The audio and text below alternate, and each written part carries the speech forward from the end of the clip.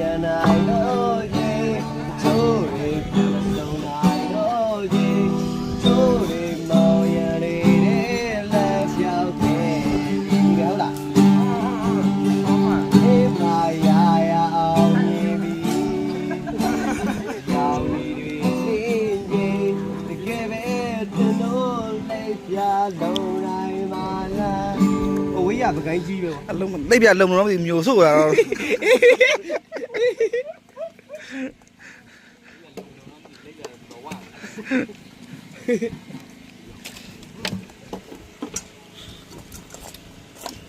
အဲဒီနေ့ဒါစစ်ကြောင်းထွက်ရင်လည်းစားရတာအမဲသားကံကောင်းလို့တော့ဗောနော်ဟိုနွားအုပ်ကိုမိုင်းခွင်းနဲ့မောင်းသွင်းပြီးတော့တည်သွားတဲ့နွားတွေကိုပေါ်သားရတာသူနေတဲ့နွားကိုမိုင်းခွင်းနဲ့မောင်းသွင်းလိုက်ကြတာ